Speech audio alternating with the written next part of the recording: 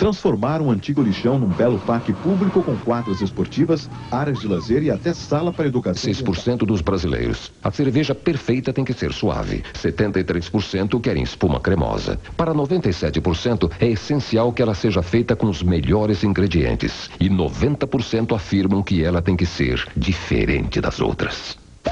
Você disse como tinha que ser. E a Kaiser fez. Kaiser Novo Sabor. Mais gostosa, porque é mais suave. Kaiser Novo Sabor. A cerveja feita por você.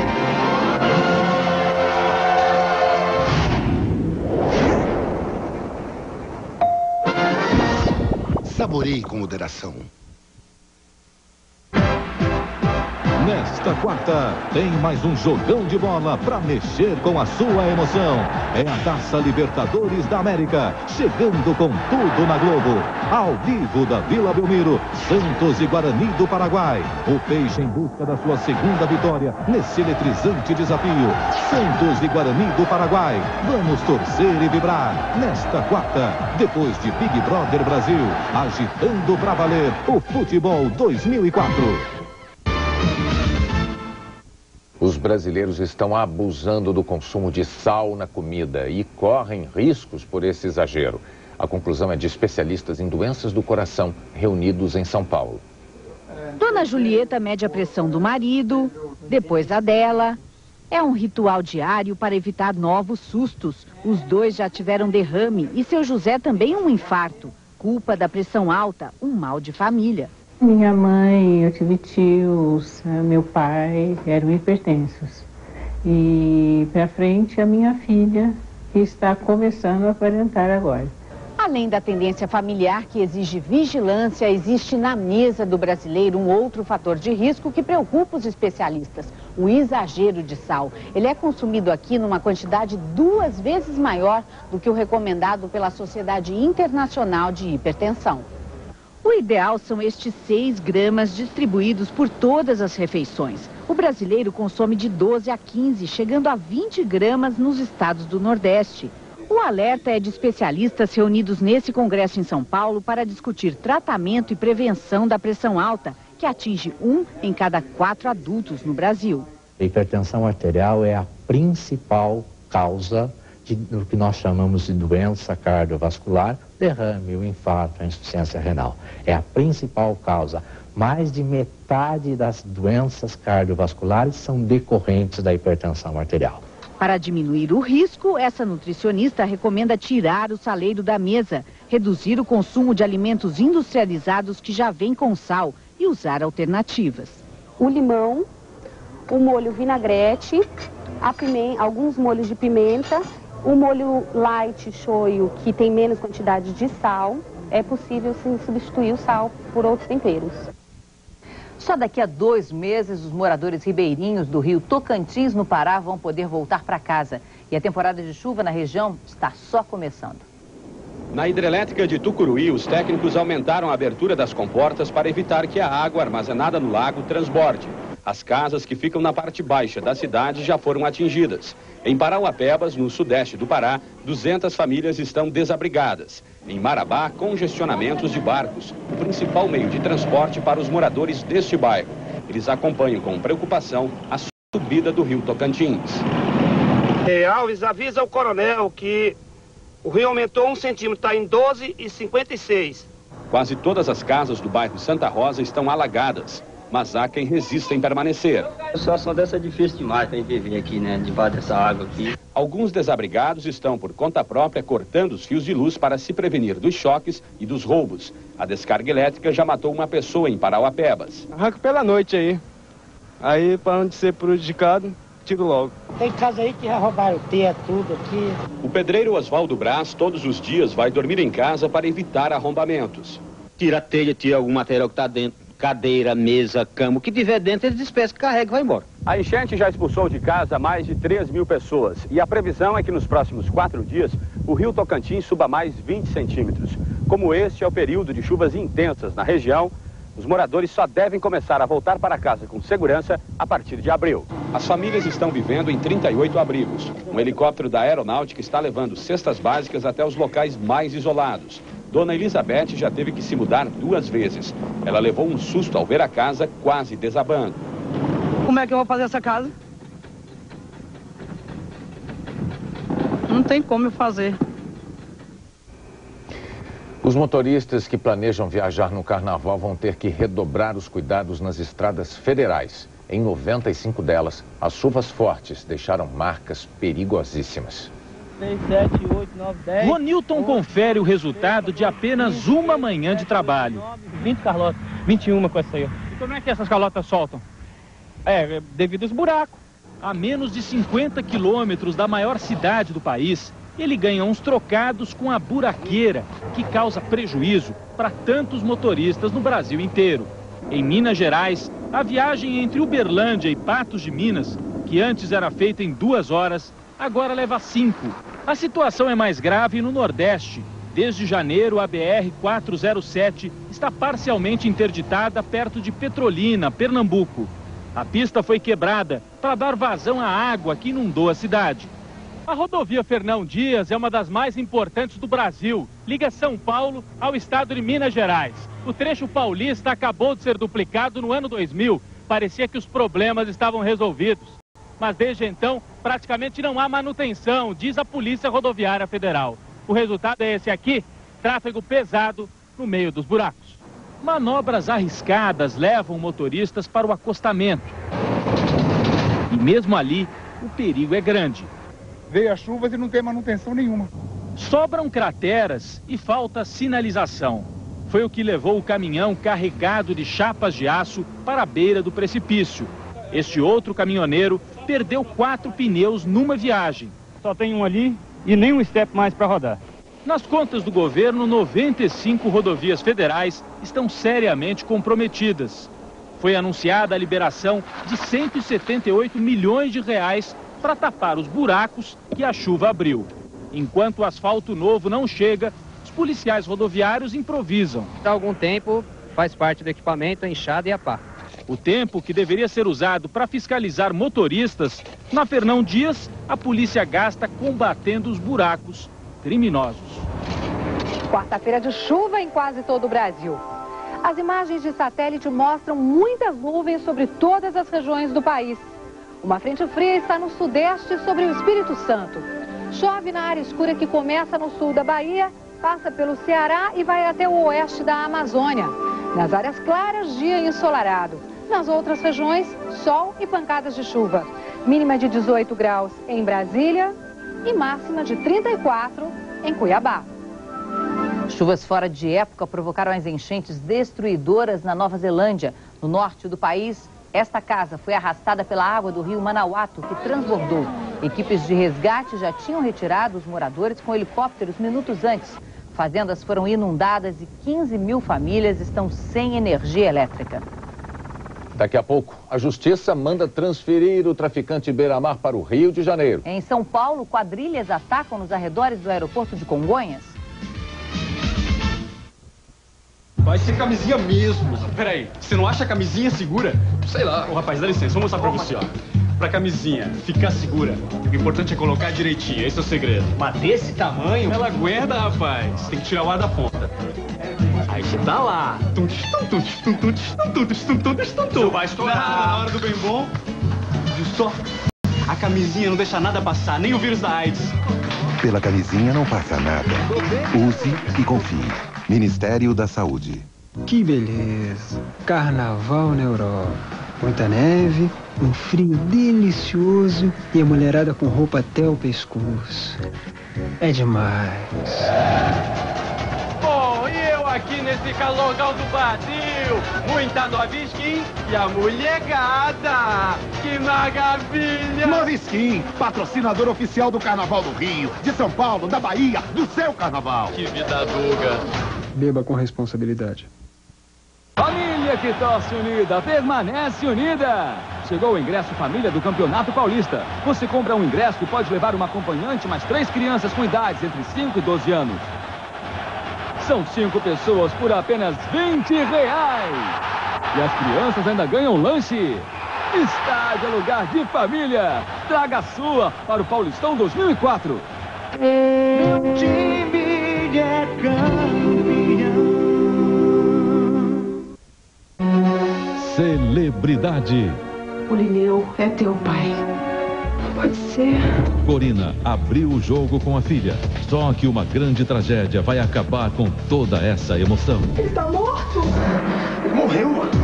Nesta terça, depois do Jornal Nacional, Celebridade. O Tribunal de Justiça de São Paulo determinou hoje a transferência do traficante Fernandinho Beiramar para o Rio de Janeiro. O bandido está preso na penitenciária de segurança máxima de Presidente Bernardes, São Paulo, desde maio do ano passado. Será a sexta transferência de Fernandinho Beiramar desde que foi preso na Colômbia em dezembro de 2002. Primeiro, o traficante esteve na sede da Polícia Federal em Brasília. Depois foi para Bangu 1, no Rio. Lá foi acusado de chefiar uma rebelião e de mandar matar inimigos. Passou um mês no presídio de Presidente Bernardes e depois foi transferido para a Polícia Federal em Maceió. De lá voltou para Presidente Bernardes. O presídio mais rigoroso do país tem um regime disciplinar diferenciado, com bloqueador de celular e vigilância de câmeras. As celas são individuais e o banho de sol é de apenas 1 hora por dia. O Tribunal de Justiça deu ao traficante o direito de deixar esse regime disciplinar mais rigoroso enquanto espera a transferência para o Rio de Janeiro. Os advogados do traficante alegaram que a vinda para São Paulo foi ilegal porque se baseou numa decisão administrativa e não da Justiça. Ainda cabe recurso ao Superior Tribunal de Justiça, mas até que seja julgado, vale a decisão da volta de Fernandinho Beiramar para o Rio. O Estado do Rio de Janeiro, neste caso, entrará com recurso junto ao Superior Tribunal de Justiça, para que essa decisão não venha a prevalecer. São Paulo só pode determinar a transferência do preso no âmbito do Estado de São Paulo, jamais para um outro Estado da Federação. O governador de São Paulo, Geraldo Alckmin, disse que já pediu ao ministro da Justiça que indique o presídio para o qual o traficante deve ser transferido. Mas o Ministério da Justiça declarou que ainda não recebeu informação oficial sobre a decisão do Tribunal de Justiça de São Paulo. Já foram identificados 6 policiais envolvidos com a quadrilha de um dos maiores traficantes de drogas do Nordeste, mas eles ainda trabalham normalmente. A força-tarefa que investiga o caso espera conseguir mais detalhes do esquema de corrupção com o próprio traficante, preso ontem. 20 policiais dão plantão em frente ao hospital. O traficante passou por uma cirurgia e permanece na UTI. Raimundo Alves de Souza, o Raimundão, se aproximava de uma das casas dele no litoral norte da Bahia quando foi visto pela polícia. Na perseguição, levou um tiro nas costas e foi alcançado a 40 quilômetros de Salvador. A mulher dele, Sueli de Souza, também foi presa. No depoimento ao Ministério Público Estadual, ela negou envolvimento com a quadrilha. Ela disse que nunca soube que Raimundo era envolvido no mundo do crime, do tráfico de drogas, e não soube responder como, durante o convívio, ele foi condenado e passou um período na casa de detenção. Ela também não soube explicar como não sabia disso. O Ministério Público Estadual também investiga a origem do patrimônio da família do traficante. Há indícios de que vários imóveis, inclusive uma casa de shows, foram adquiridos com o dinheiro do tráfico. Por 12 anos, o traficante comandou a venda de drogas em Salvador. Como o Jornal Nacional mostrou ontem, ele contava com a proteção de policiais militares e civis. O comando da Polícia Militar da Bahia informou que ainda não recebeu a fita gravada pelo Serviço de Inteligência da Secretaria de Segurança Pública. E como até agora não foram oficialmente denunciados, os policiais que aparecem nas imagens continuam trabalhando. 3 policiais militares foram denunciados hoje por homicídio qualificado, ou seja, com agravantes pela morte do dentista Flávio Santana, em São Paulo, há 15 dias. A pena pode variar de 12 a 30 anos de cadeia. Segundo testemunhas, Flávio foi morto a tiros depois de rendido. Os policiais teriam confundido o dentista com um assaltante. Hoje, o secretário nacional de Direitos Humanos, Nilmário Miranda, anunciou a formação de uma comissão para acompanhar o processo. Quem chega a São Paulo pelo aeroporto de Congonhas entra automaticamente numa área de risco. Em meio ao trânsito difícil nos arredores do aeroporto, quadrilhas de ladrões atacam.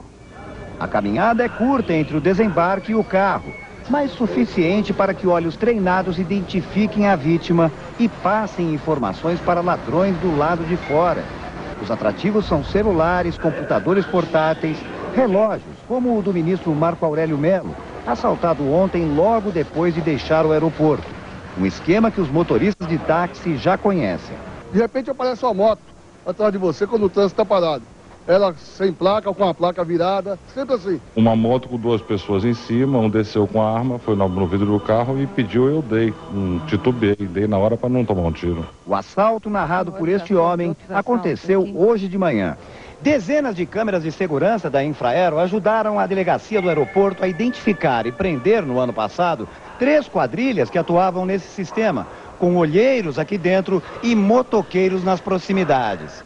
Agora, com a nova quadrilha, a polícia redobra a atenção sobre quem circula demoradamente por estes corredores.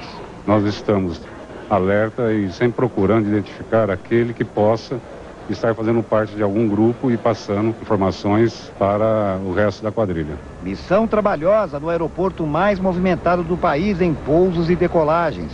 Por aqui passam 60 mil pessoas por dia.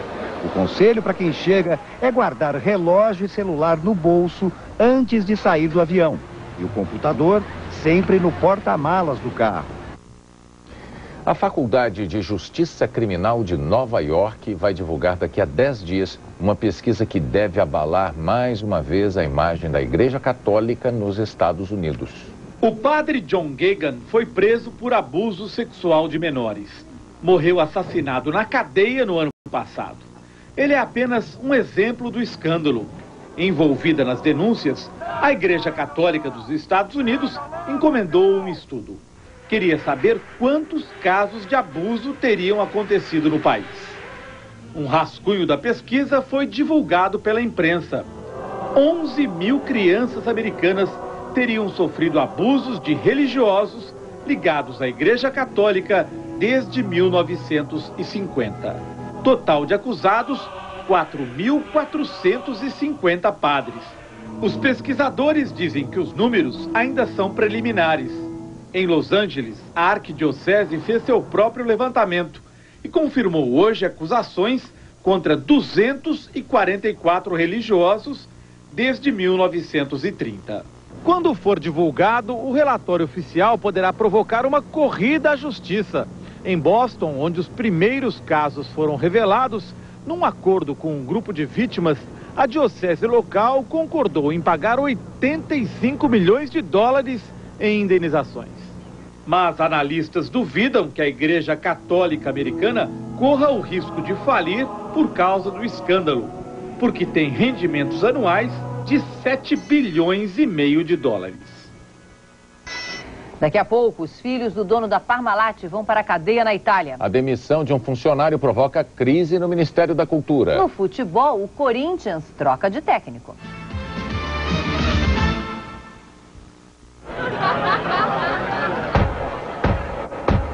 Irmãos, eu sou o profeta e trago a boa nova. Aí, Nostradamus, deixa a boa e leva a nova. Boa, só se for Antártica. O fim está próximo. Garçom, traz outra boa que essa aqui tá acabando, hein? Aprecie com moderação.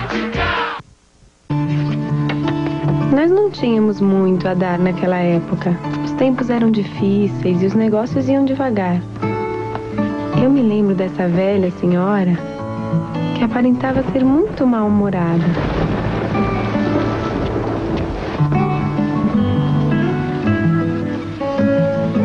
Ela pediu 4 pães, mas só tinha dinheiro para 3.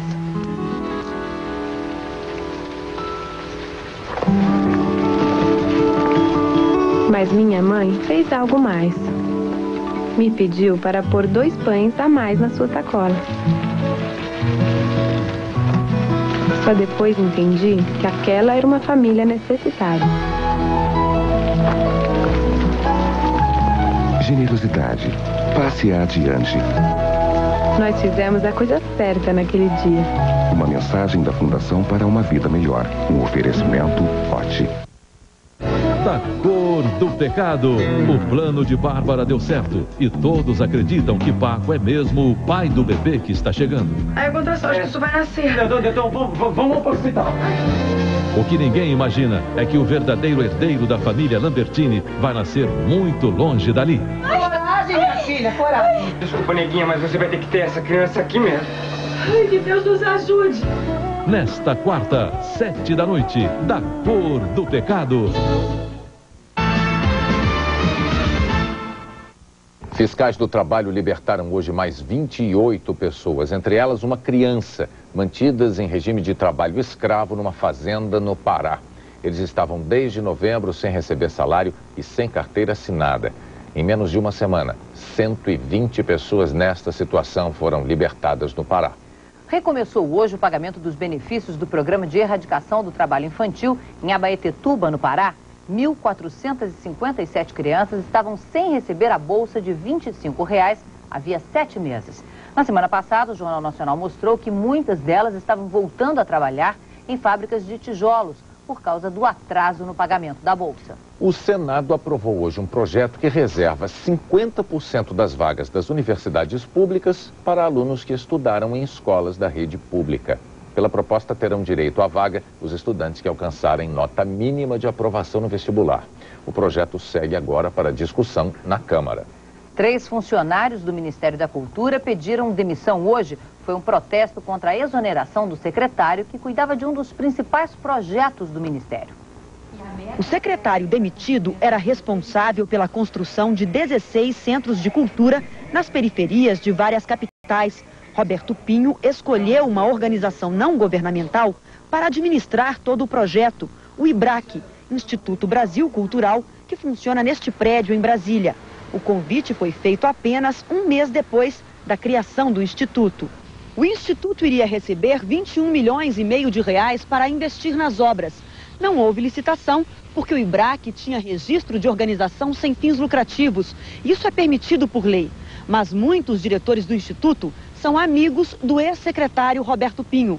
E segundo o Ministério da Cultura, essa foi uma das razões da demissão. O ex-secretário mora há mais de um ano nesta casa. Paga aluguel para Sérgio Arruda, que é diretor do Instituto Brasil Cultural. Roberto Pinho diz que não teve a intenção de favorecer amigos e que o ministro Gilberto Gil aprovou a escolha do Instituto. É evidente que o ministro sabia dessa escolha, não só o ministro, como muitos outros órgãos do governo que estavam acompanhando. Eu estou sendo perseguido, eu estou sendo vítima de uma injustiça brutal.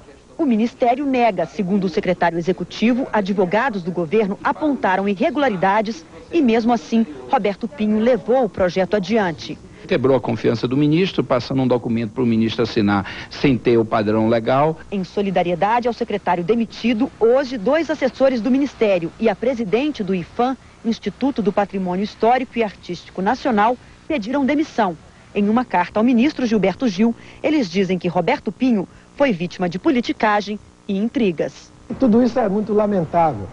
São pessoas importantíssimas, interessantíssimas. Tudo que nos moveu foi no sentido de fazer o melhor para o Ministério, foi garantir a integridade do Ministério, garantir a integridade do governo, garantir a lisura dos atos públicos.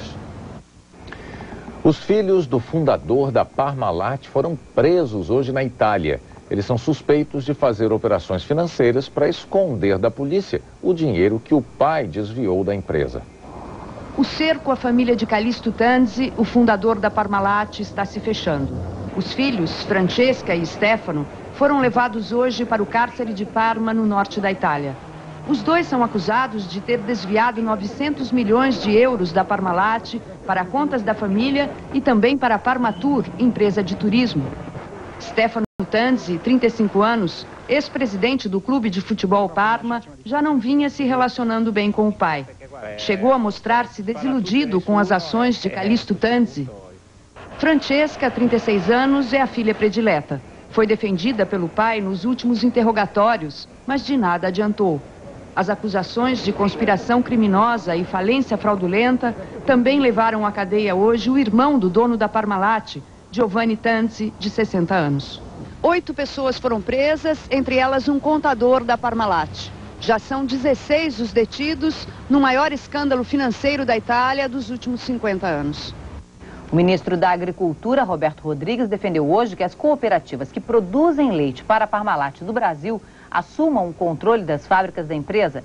Dessa forma, a Parmalat, que tem fábricas em diversos estados, seria dividida em pedaços. Para o ministro, seria uma forma de evitar a intervenção do governo na Parmalat brasileira. O número de vagas na indústria brasileira teve redução de 0,5% em 2003. Em dezembro, o nível de emprego que tinha subido em novembro voltou a cair 1,3% na comparação com dezembro do ano anterior. Os salários na indústria caíram 4,3% em 2003. O Comitê de Política Monetária teve hoje o primeiro dia de reunião e vai anunciar amanhã a decisão sobre a taxa básica de juros da economia brasileira. O dólar em alta foi cotado a R$ 2,92. A Bolsa de São Paulo subiu 1,07%. No esporte, o tenista Flávio Sareta passou hoje para as oitavas de final do torneio de Buenos Aires ao derrotar o alemão Thomas Berdych por 2-0. Gustavo Kirten foi eliminado agora há pouco. Guga perdeu para o espanhol Davi Ferrer por 2-0. Ferrer é o próximo adversário de Flávio Sareta.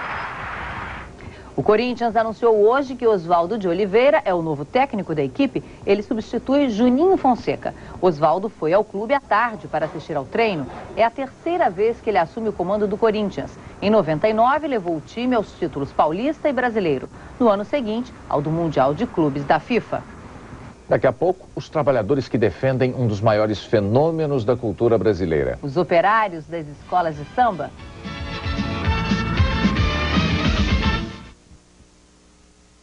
Deu a louca no mundo dos contos de fadas. Xuxa em Abracadabra. Mais de 2 milhões de espectadores. Tem uma coletânea de histórias em um único filme, né? Eu gostei do filme todo. Filme para todas as idades. Do pequenininho até o mais velho. Além de diversão, tem um aspecto educativo também. É muito importante. Emocionante. É muito interessante, muito bom. Pode assistir que vocês vão adorar. Xuxa em Abracadabra. Hoje nos cinemas. Toda vez que a TV adapta uma obra literária, ela faz com que milhões de pessoas vão em busca da essência daquilo. Eu acho que aumenta muito o número de leitores. O meu romance A Casa Sete Mulheres aumentou de venda 500% depois que a série estreou. Muitas pessoas vieram me dizer que foi o primeiro livro que eu li na minha vida. E por isso que eu acho que a Globo tem realmente a cara do Brasil. Ela leva o Brasil pra tela. A Globo apoia a cultura e os artistas brasileiros. Acreditar no Brasil é a nossa vocação. A sua vida não para. É por isso que nós não paramos de pensar em ajudar você a cuidar melhor do seu Chevrolet. Revisão de carnaval para a Corsa. Tudo para você cair na folia com economia e segurança. Troca de óleo, correias e filtros por apenas 3 parcelas de R$ 55 instalados. Consulte outros itens. Faça um check-up grátis. Aqui a sua vida não para. Por tudo isso, conte comigo. Esta é a semana mais tensa do ano para uma legião de brasileiros. São trabalhadores que passam meses preparando um espetáculo que dura pouco mais de 1 hora. E a hora está chegando. 7 da manhã, centro do Rio. Começa o Carnaval de Dona Vilma. Vem, Soneca, vem. Entre os corredores coloridos, ela tem sempre uma palavra gentil. Marilda, tudo bom? Tá na luta, enrola. Em outro barracão, de outra escola, o paraense Jair Mendes checa os últimos detalhes. De novo, vai de novo. Vai. Aí. Lá dentro, cabos de aço, alavancas e muito calor para os técnicos que fazem os movimentos. Mais esforço ainda, muito mais, vão fazer os batalhões que levam os carros do barracão até o sambódromo. Vem! Você tá com o tempo correndo, o tempo todo correndo e gritando. E os empurradores cantando samba direto, brincando, mas eu naquela tensão de... Parada, para! Cada 10 minutos que eu perder ali, praticamente acho que eu vou perder 10 pontos. Eles são algumas das estrelas do carnaval que nunca aparecem. O trabalho deles é que permite que outras pessoas brilhem na passarela do samba. Eles são a base desse império de ilusões que é o carnaval. Blocos de isopor, por exemplo, nas mãos deles se transformam. Nós temos uvas aqui, cachos de uva. É um limão, meio limão. Tudo começa com estes blocos gigantes. Imaginou? Ele torna real. Esses cavalos, essas coisas foram esculpidas em isopor. Feito molde em gesso e, posteriormente, reproduzido em fibra, em número bem maior, né? Dona Vilma arruma os tecidos, organiza cada detalhe. São mais de 20 anos de carnaval. A todos ela trata como filhos. Cuida de tudo, comida, se tá doente, pô tio, tô doente, eu tô passando mal, eu vou procurar um remédio para dar. Ela trabalha o ano inteiro ali dentro. E na hora mesmo do carnaval? Nunca desfilei, tive oportunidade, já me ofereceram fantasia e tudo para desfilar, mas eu nunca tive vontade. Eu vou para arquibancada. Aí eu fico vendo o pessoal elogiar o trabalho da gente, aí começa a chorar.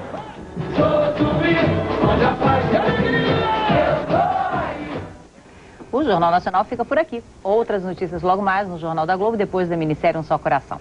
Uma boa noite para você. Boa noite. Até amanhã.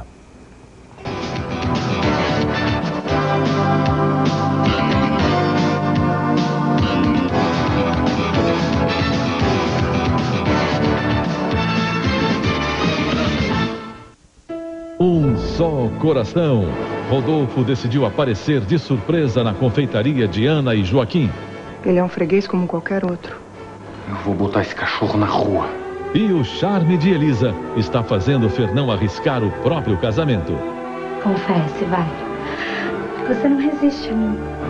Nesta terça, depois de Big Brother.